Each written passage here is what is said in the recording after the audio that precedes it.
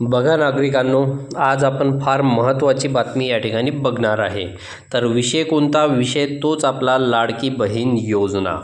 परंतु या योजनेमध्ये बऱ्याच लोकांचे पैसे आलेले आहेत, पण काही लोकांना अजून पैसे आलेले नाहीत। तर त्यामागचे कारण काय त्याबद्दल आज आपण इथे चर्चा करणार आहे, ती पण सविस्तर। बघा, तर अर्ज केला आहे पण लाडकी बहीण योजनेचे पैसे अजून खात्यात जमा झाले नाही, नेमके कारण काय असेल? तर त्या पद्धतीची ही न्यूज या ठिकाणी तुम्हाला लोकमतची आलेली आहे। बघा, लाडकी बहीण योजना न्यूज। पावसाळी अधिवेशनात राज्य सरकारने मुख्यमंत्री माझी लाडकी बहीण योजना सुरू केली। या योजनेची राज्यभर जोरदार चर्चा सुरू आहे। या योजनेत तसेच योजनांच्या नियमांमध्ये वेळोवेळी बदल करून अधिकाधिक महिलांपर्यंत ही योजना कशी पोहोचेल यासाठी महायुती सरकारने प्रयत्न केले। या योजनेचे अंमलबजावणीबाबत महाविकास आघाडीचे नेते तसेच विरोधकांनी राज्य सरकारवर टीका केली। या योजनेत अर्ज केला आहे परंतु अद्यापही खात्यात पैसे जमा झाले नाहीत। असे तुमच्या बाबतीत झाले असेल तर याची कारणे समजून घ्यावी लागतील। नेमके कारण काय असू शकेल ते जाणून घेऊया। तर बघा, नेमकं कारण यामागचं काय आहे। मुख्यमंत्री लाडकी बहीण या योजनेअंतर्गत पात्र महिलांना प्रतिमाह 1500 रुपयाचा लाभ देण्यात येत असून जुलै ऑगस्ट या दोन्ही महिन्याचे एकत्रित 3000 रुपये लाभार्थी भगिन्यांच्या खात्यावर 14 ऑगस्टपासूनच सुरुवात झाली आहे जमा होण्याकरता। आतापर्यंत लाखो महिलांच्या खात्यात हे पैसे जमा झाल्याचे सांगितले जात आहे। जवळपास 50 लाखाच्या वर महिलांच्या खात्यात या योजनेला मुदतवाढ देण्यात आली असून 31 जुलैपर्यंत अर्ज केलेल्यांच्या खात्यात पैसे जमा होण्यास सुरुवात झाली आहे। लाभार्थ्यांनी जून जुलै महिन्यांचे मिळून 3000 रुपये मिळाले आहे। ज्या महिलांनी यानंतर अर्ज भरले आहेत त्यांच्या खात्यात लवकरच या योजनेचे पैसे जमा होतील, तर असे सरकारने स्पष्ट केले आहे। तर बघा, याच्यामध्ये चिंता करायची काहीही आवश्यकता नाही। 31 जुलैच्या नंतर जर तुम्ही अर्ज केला असेल तर लवकरच तुमच्या खात्यामध्ये सुद्धा पैसे टाकले जातील। मात्र काही महिलांनी फॉर्म भरलेला असूनही पैसे खात्यात जमा झालेले नाही। खात्यात पैसे का जमा झाले नसावेत त्यामागची कारणे आता आपण इथे समजूया। नेमकी काय कारणे असू शकतात, अर्जावर प्रक्रिया कशी होते? तर सरकारकडून पैसे पाठवण्याची प्रक्रिया सुरू आहे, त्यामुळे लवकरच पात्र महिलांच्या खात्यात पैसे येतील। मुख्यमंत्री लाडकी बहीण योजनेचा फॉर्म भरलेल्या महिलांचे बँक अकाउंट आधार कार्डच्या नंबरशी लिंक असणे आवश्यक आहे। तर बघा, हा खूप महत्त्वाचा मुद्दा या ठिकाणी मी तुम्हाला सांगत आहे। तर कोणता महत्त्वाचा मुद्दा आहे की फॉर्म भरलेल्या महिलांचे बँक अकाउंट हे आधार कार्डच्या नंबरशी लिंक असणे आवश्यक आहे। तर हे तुम्ही नोट करून घ्या की तुम्ही बँकेमध्ये जाऊन चेक करायचं आहे तुम्हाला, किंवा कुठल्या नेट कॅफेमध्ये जाऊन सुद्धा तुम्ही आधार नंबर देऊन त्या आधारला कोणती बँक लिंक आहे, कोणता अकाउंट नंबर लिंक आहे हे तुम्ही चेक करू शकता। तर बँक अकाउंट आधार कार्डशी लिंक नसेल, सपोज तुमचं नाही आहे, त्या जो नेट कॅफेवाला आहे तो तुम्हाला सांगेल की तुमचं अकाउंट लिंक नाही आहे, तर यावेळेस तुम्हाला काय करायचं आहे? तर यानंतर तुम्हाला काय करायचे आहे, तर बँक अकाउंट आधार कार्डशी लिंक नसेल तर पैसे खात्यात येण्यास उशीर होऊ शकतो। त्यासाठी महिलांनी आधी आपले बँक अकाउंट आधारशी लिंक करावे लागेल, जेणेकरून लाडकी बहीण योजनेचा लाभ घेता येईल। काही कारणास्तव तुमचा अर्ज फेटाळला गेला असेल तर तुमच्या खात्यात पैसे जमा होणार नाहीत। जर कोणाचा फॉर्म रिजेक्ट झाला आहे तर त्याला पैसे येणार नाही। तर ते तुम्हाला ज्या ठिकाणी तुम्ही फॉर्म भरला, तुम्ही स्वतः मोबाईलवरून जर भरला असेल तर स्वतः चेक करून तुम्ही त्या ठिकाणी तुम्हाला दिसेल की तुमचा फॉर्म पेंडिंग आहे, रिव्ह्यूमध्ये आहे की डिसअप्रूव्ह आहे। डिसअप्रूव्ह म्हणजे रिजेक्ट असे दिसत असेल तर तुमच्या अर्जाची छाननी सुरू आहे। तर बघा, पेंडिंग रिव्ह्यूमध्ये तुमच्या अर्जाची छाननी ही सुरू आहे असं त्यामध्ये कळलं जाते। तर तुम्हाला वेट करायचा आहे, एक 7, 8, 10 दिवसामध्ये तुमचा अर्ज अप्रूव्ह होऊन जाईल। अर्जाची प्रक्रिया पूर्ण झाल्यानंतरच पात्र महिलांना लवकरच योजनेचे पैसे मिळणार आहेत।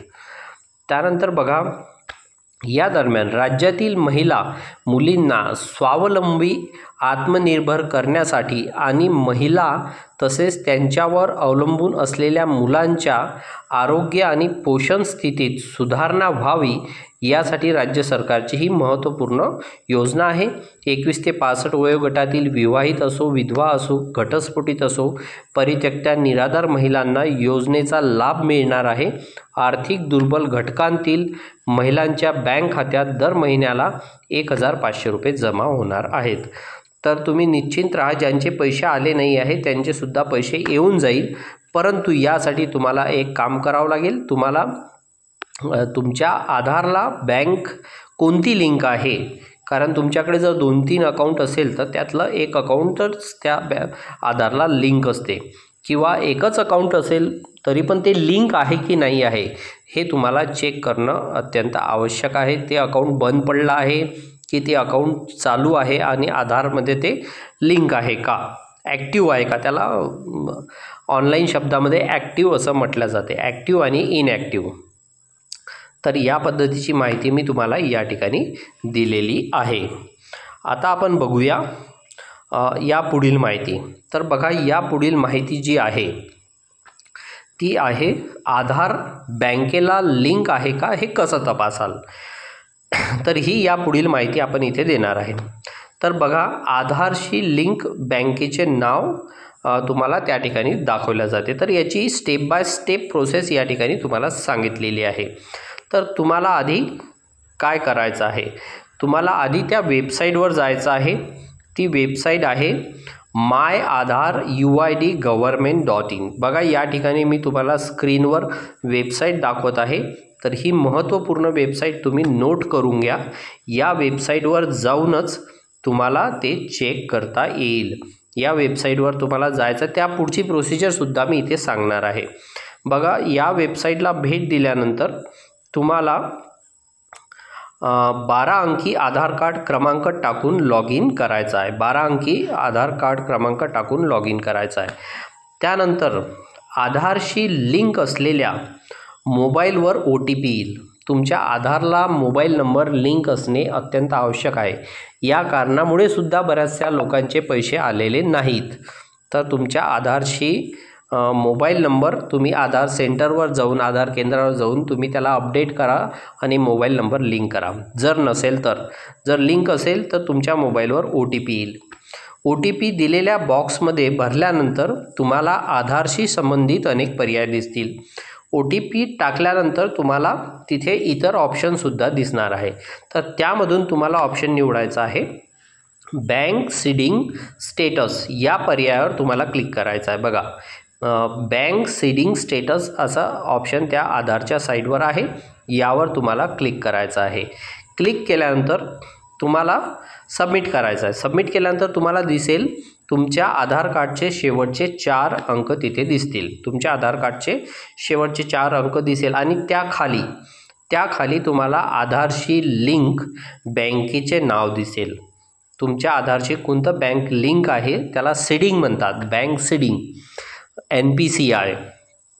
NPCI हे तुम्ही गुगलवर सर्च कराल तर तुम्हाला त्याबद्दलची सविस्तर माहिती मिळेल. ही गव्हर्मेंटचं जे पोर्टल आहे त्या पोर्टलवरून तुम्हाला याबद्दलची सविस्तर माहिती, म्हणजे याला DBT डायरेक्ट बेनिफिट ट्रान्सफर असं म्हणतात. तर याचं कारण जे आहे, आपले जे मोदी सरकारने आपल्याला या ठिकाणी ही सुविधा लागू करून दिलेली आहे. माननीय पंतप्रधान नरेंद्रजी मोदी यांनी आपल्याला DBT ही सुविधा चालू करून दिलेली आहे. म्हणजे डायरेक्ट बेनिफिट ट्रान्सफर, म्हणजे सरकार आपल्याला जी पैसे पाठवते, राज्य सरकार असो केंद्र सरकार असो, ही पैसे पाठवते. पैसे पाठवल्यानंतर ते मध्ये कोणत्याही दलाल म्हणा किंवा कुठल्याही एजंट कर्मचारी ह्या लोकांना त्याचा लाभ घेता आला नाही पाहिजे. म्हणजे एका शब्दामध्ये त्या कर्मचाऱ्यांना दलाल असं त्यांनी म्हटलेलं आहे. तर ते दाखवण्यात यायला पाहिजे, ते मध्ये कुठेही पैसे अटकता कामा नये. तर याकरता हे DBT ही खूप चांगली सुविधा आहे आपल्या गरीब लोकांसाठी आणि शेतकरी लोकांसाठी, सर्वांसाठी, की डायरेक्टली आपल्या बँक खात्यामध्ये पैसे येतात. त्यामुळे तुम्हाला हे बँकेला आधार लिंक करणे अत्यंत आवश्यक असते. तर या पद्धतीचं ही मेथड या ठिकाणी आहे. त्यानंतर बघा दोन या ठिकाणी काही कमेंट्स आहे लोकांच्या की मी ऑफलाईन फॉर्म भरलेला आहे, काही मेसेज नाही आलं, पण आलेला मेसेज पण नाही आलेला आहे, कुठं येणार आणि आता ऑनलाईन फॉर्म भरला तर चालेल का? तर बघा या टाईपचा काही कमेंट्स आलेल्या आहेत. तर यावर मी उत्तर देतो आहे की जर तुम्ही ऑफलाईन फॉर्म भरलेला असेल अंगणवाडीमध्ये, ग्रामपंचायतमध्ये, तर तुम्हाला त्याच ठिकाणी जाऊन त्या फॉर्मचं स्टेटस तुम्हाला चेक करायचं आहे. त्यानंतर बघा एक पुन्हा कमेंट आहे, माझा आधारला नंबर वेगळा आहे आणि बँकेमध्ये मोबाईल नंबर वेगळा आहे तर चालेल का? तर बघा आधारला मोबाईल नंबर जर वेगळा असेल आणि बँकेमध्ये जर मोबाईल नंबर वेगळा असेल तरीसुद्धा चालते. दोन्हीही नंबर हे तुमचे चालू असणे आवश्यक आहे. तर या पद्धतीचा हा व्हिडिओ आपण या ठिकाणी तुमच्या माहितीकरता बनवलेला आहे.